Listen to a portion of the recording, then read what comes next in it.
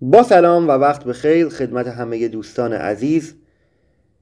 اولین مجموعه از درس گفتارهایی که در رابطه با پییر شفر و نگرش آکوسماتیک میخوایم خدمتتون ارائه بکنیم در ارتباط با جهان فکری پییر شفر، اندیشه کنکرت و به وجود اومدن آکوسماتیک، نگرشش و فلسفهش هست. توی این درس گفتار که بخش اولمون هست، به عبارتی با چند پرسش بنیادین میخوایم آغاز بکنیم و به این پرسش ها پاسخ بدیم. اولین مسئله این هست که پییر شفر در جستجوی چه چیزی بود؟ به نظر میرسه که تلاش‌های اولیه و ناخواسته پییر شفر برای تفکر پدیدار شناختی در کاوش‌های موسیقی اولیش قبل از هر چیزی مبتنی بر آزمایش‌های طولانی مدتش با صدا هست. به گفته خودش که توی دفتر خاطراتش میگه به نظر میرسه که نقطه شروع جستجوش برای موسیقی که داستانی رو روایت نمیکنه تا اسرارآمیز بمونه، یعنی موسیقی که هیچ معنایی نداره. اما شفر با این نگرش چه هدفی داشته؟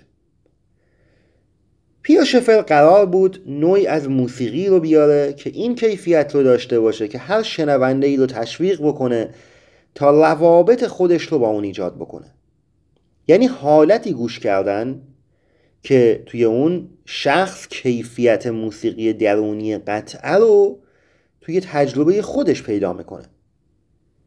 برای انجام این کار با استفاده از صداهای نامتعارف در کنار هم دیگه یک تغییری تو حالت گوش کردن معمولی ایجاد میشد تا یک زبان موسیقی ایجاد بشه که فراتر از شرطی شدن مرسوم گوش دادن به موسیقی باشه. خب پاسخی که شفر پیدا کرد این بودش که صداهای آماده رو دنبال بکنه، یعنی صداهایی از تجربیات روزمره طوری کنار همدیگه قرار بگیرن که زمینه‌های روزمره خودشون رو پشت سر بذارن و به صورت ابژه های صوتی صرف ظاهر بشن. که حالا در همون ابتدای تلاش‌هاش برای خلق یک دنیای صوتی که قرار بود بر اساس صداهای غیر موسیقایی باشه تصمیم گرفت اثر سمفونی نویزها رو بنویسه. اما مسئله بعدی و مسئله بسیار مهم این هست که در راستای این هدف و نگرش پییر شفر اولین تلاش‌هاش چه بود؟ چه تلاش‌هایی کرد برای تحقق این هدف و این نگرش؟ اولین تلاش‌های پییر شفر استفاده از یک سری ابزارها برای افکت‌های صوتی مختلف از سرویس رادیویی بود، مثل بوق دوچرخه، ساعت زنگدار و چیزهای دیگه. پییر شفر بعد از یک مدتی که تلاش میکنه برای در واقع ساخت موسیقی با استفاده از یک چنین ابژه‌هایی به این نتیجه میرسه که اینها برای اهداف موسیقاییش فایده‌ای ندارن، چون که اینها بیش از حد صریح بودن. حالا با توجه به اینکه اولین راه حلش برای این مشکل این بودش که این گونه جلوه‌های صوتی رو، این گونه افکت‌های صوتی رو با نویز ترکیب بکنه تا صدایی رو ارائه بده که یک نواخت به نظر می رسید اما حاوی لایه‌های متعددی بود.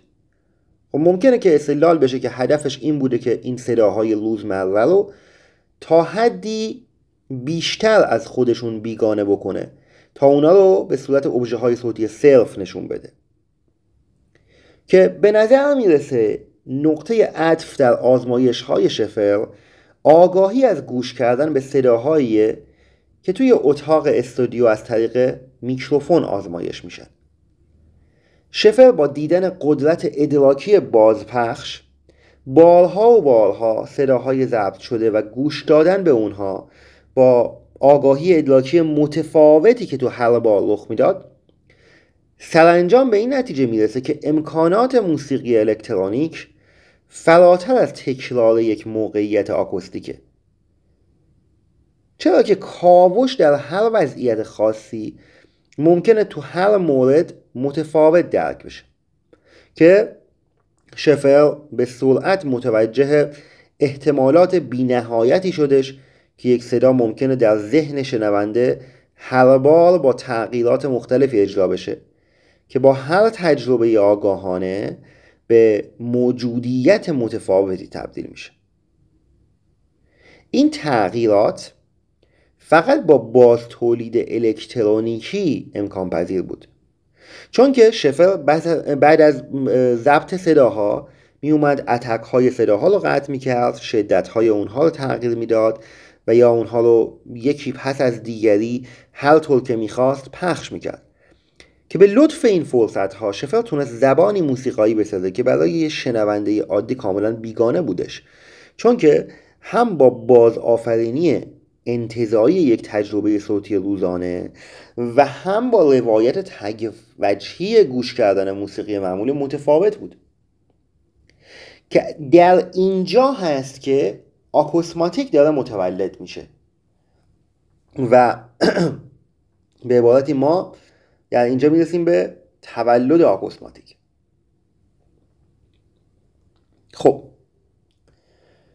شفر بعداً رویکرد زیبایی شناسی اون زیربنایی توی آزمایش‌های خودش رو به عنوان آکوسماتیک شناسایی میکنه، که این آکوسماتیک به قرنها قبل از فیثاغورس برمیگرده که برای شاگرداش، فیثاغورس برای شاگرداش برای اولین بار از این اصطلاح استفاده کرد، که در واقع کسانی که به مدت 5 سال شاگردهای فیثاغورس به مدت 5 سال پشت پرده از پشت یک پرده به درس‌های او گوش می‌کردن بدون اینکه او رو ببینن.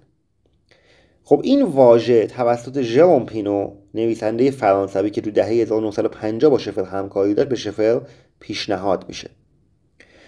اما شفر به تعریف اصلی کلمه اشاره میکنه تا معنای کلی‌تر و رایج‌تر اون رو بیاد توضیح بده و به ما میگه که از این تجربه آغازین مفهوم آکوسماتیک رو به معنایی که میخوایم از اون استفاده بکنیم، یعنی آکوسماتیک صداییه که شنیده میشه بدون اینکه علتی که از اون صدا ناشی میشه دیده بشه.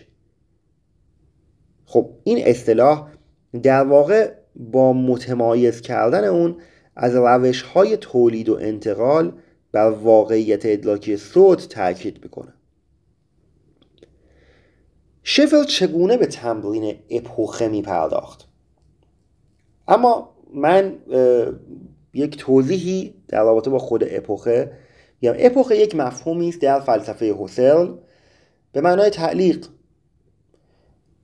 هوسرل که پدیدارشناس بوده و فلسفه‌اش هم فلسفه پدیدارشناسی است، در واقع یک صحبتی که داره این هست که میگه که از اونجایی که هر آنچه که بخواد ادراک بشه در ساختار آگاهی ما ادراک میشه، پس هر آنچه که بیرون از آگاهی قرار میگیره باید اپوخه بشه، باید تعلیق بشه. این به معنای این نیست که آن چیزهایی که در بیرون از ساختار آگاهی هستن رو هوسرل بیاد حذف بکنه، بلکه میگه که اپوخه میشه، یعنی اینکه ما باهاشون کاری نداریم. حالا ما میخوایم ببینیم شفر چطور به تمرین اپوخه میپرداخت. این مسئله ثابت میکنه که آکوسماتیک به عنوان یک مبنایی برای یافته های زیبایی شناختی شفر عمل کرده که در ادامه موسیقی کنکرت، در واقع توی موسیقی کنکرت اون رو اونطور که امروز میشناسیم میاد ایجاد میکنه. بدون حذف منبع علی صدا تصدیق واقعیت ادراکی صدا برای شفر ممکن نبودش. آزمایش های شفر کاملا مبتنی بر تجربه آکوسماتیک بود که در نهایت زبان موسیقی کنکرت رو شکل میده. حالا با توجه به این واقعیت که شفر تو آزمایش های خودش همواره در واقع شنونده رو در مرکز تجربه قرار میداد، و تجربه شنیداری او همواره به عنوان یک مرجع اصلی هر گونه تغییر ضروری توی آزمایش‌هاش عمل میکرد، میتونیم از اینجا استدلال بکنیم که درک شفر ذاتاً مبتنی بر تجربه شخصی بود. با هر تلاشی برای تغییر صدا به یک روش منحصر به فرد و تمرکز بر بازتاب‌های ادراکی در حین گوش دادن به اون، شفر تغییراتی رو در درک خودش از صدا میومد آزمایش میکرد. بنابراین با هر تلاش، با نادیده گرفتن دستکاری هایی که روی صدای بیرونی انجام میداد و عمدن بر ویژگی های ادراکی درونی اون تمرکز میکرد، از این طریق اساساً داشت به تمرین اپوخه میپرداخت. اما یک پرسش بسیار مهم و بنیادین این هست که ریداکشن پدیدارشناختی و ریدیوس لیسنینگ چطور تطبیق پیدا میکنن؟ خب اپوخه یک مفهوم اساسی و یک روش فلسفی اولیه توی پدیدارشناسی هوسرلی از شک‌گرایان یونانی سرچشمه میگیره و به تعلیق قضاوت یا اعتقاد ترجمه میشه. خب این یک تمرین ذهنیه که توی اون فرد نگرش معمولی خودش رو نسبت به دنیای بیرون به حالت تعلیق در میاره یا در پرانتز شک میذاره و قضاوت طبیعی و مفهوم سازی ادراک خودش رو توی یک تجربه معمولی میاد کنار میذاره. این یه نگرش بی‌تفاوتی نسبت به ماهیت یک چیزه که همچنین مستلزم تعلیق نگرش طبیعی ما نسبت به اشیاء موجود توی جهان و اعمال روانشناختی ماست و همه نظریه های ما رو در مورد اون میاد به حالت تعلیق در میاره. این یک مبنایی برای تمرین پدیدارشناسی هوسرلیه، چون که روشیه که از طریق اون فرد به پدیده هایی که ظاهر میشن بدون توجه به تجربیات قبلی خودش از اونها باز میکرد. بنابراین تعلیق قضاوت نسبت به تجربه هم هستش. اپوخه تعلیق تبیین در مورد یک تجربه است و صرفاً توصیف خود تجربه رو ترک میکنه. در واقع نیاز اولیه فرد به توضیح بر اساس ادراکش از صدا ممکنه مربوط به رابطه آشکارترش با اون باشه، یعنی خود عمل گوش کردن. اما با این حال همین رویکرد ممکنه برای رابطه بسیار انتزاعی تری هم قابل استفاده باشه، یعنی شرطی سازی مرسوم گوش کردن به موسیقی که شامل یک حقیقتی بود که شفر قصد داشت از اون اجتناب بکنه. بنابراین شفر هم با توجه به آپریوری های گوش کردن و هم توی در واقع پوستریوری مستقر اجتماعی از گوش کردن به موسیقی میاد این دوران رو عملی میکنه. آپریوری یک اصطلاح لاتین به معنای از آنچه پیشتر است در تقابل با در واقع امر پسین که از آنچه پس از آن میآید هستش.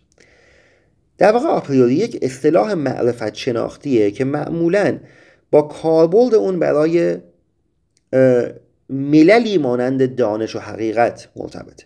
از نظر کانت دانش اگه که مستقل از تجربه باشه مقدمه و برای تثبیت حقیقت خودش به تجربه نیاز نداره و اگه مبتنی بر تجربه باشه در واقع یک امر پسینی هستش.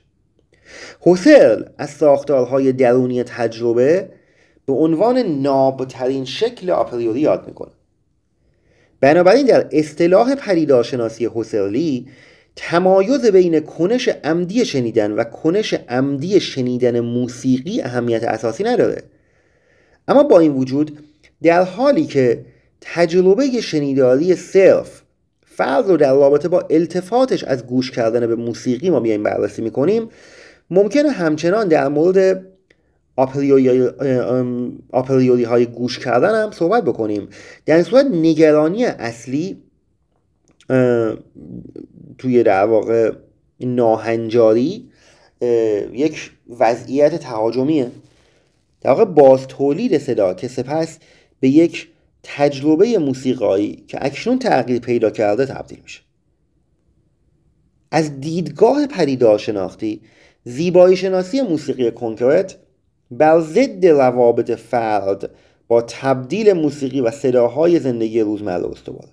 همونطور که ما اشاره کردیم، آزمایش‌های شفر با صدا فقط ارتباط فرد با دنیای بیرون رو از طریق عمل گوش کردن در نظر نمیگیره، به این معنا که پدیدارشناسیش صرفاً بررسی رابطه فرد با جهان خارج نیست، چون که او همچنان داره در واقع به تجربه گوش کردن به موسیقی توجه میکنه، بلکه به سمت انتظارات موسیقی شرطیه که اون امر پسینی گوش کردن به موسیقی رو میاد میسازه.